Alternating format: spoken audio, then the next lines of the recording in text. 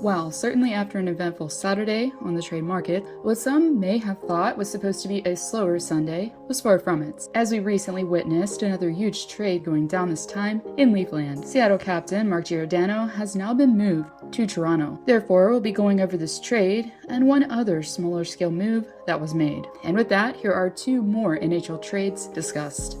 Due to the way that things were ran by former GM Jim Benning, Jim Rutherford's job coming in was going to be a challenging one. Pretty much as soon as Rutherford took the reins in Vancouver, he made it publicly known that his main objective would first be to obtain more cap flexibility. And his first move to do so this deadline was sending defenseman Travis Hamonic to the Ottawa Senators. Hamonic, who missed a lot of time this season, made the choice to take a break from hockey due to personal reasons. The defenseman was also injured and was at one point sent down to the Canucks AHL affiliate team in Abbotsford. With 7 points in 24 games played, the defenseman carries a $3 million cap hit.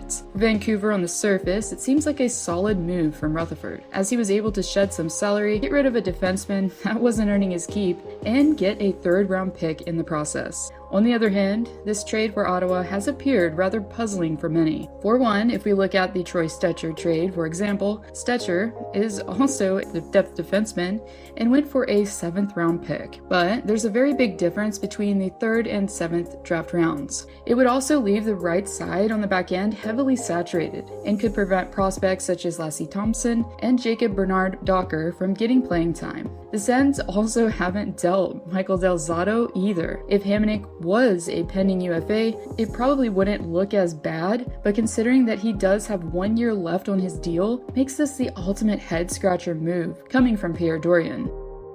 After we saw teams such as Florida, Tampa, and Boston all making significant moves, all eyes seem to fall on Kyle Dubas in anticipation. The GM has met the most pressing need following the trade made for Mark Giordano, with names such as John Klingberg, Jacob Chychrun, and Hampus Lindholm all being connected to Toronto, Giordano being among them.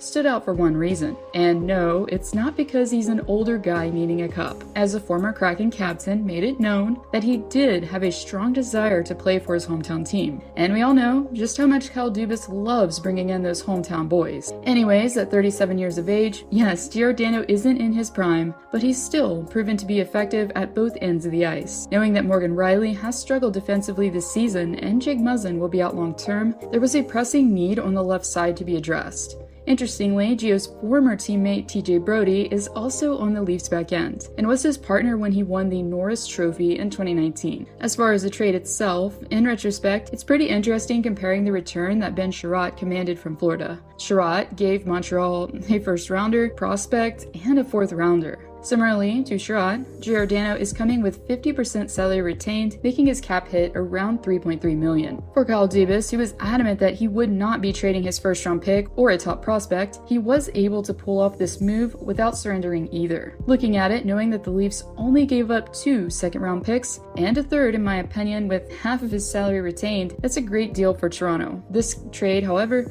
could be quite similar to the Giroux situation. Respected veteran who wants to chase a cup that has one team in mind. Giordano did have a modified no trade clause, but even still, Ron Francis didn't likely want to pull a Vegas and wanted to do right by his first franchise captain. The Leafs also got forward Colin Blackwell, who could address some of their depth scoring needs. He's also proven to be very capable defensively as well. It will be interesting watching Toronto moving forward, as they have put Peter Mrazek on waivers and have traded Travis Dermott, suggesting that they're freeing up space for something else.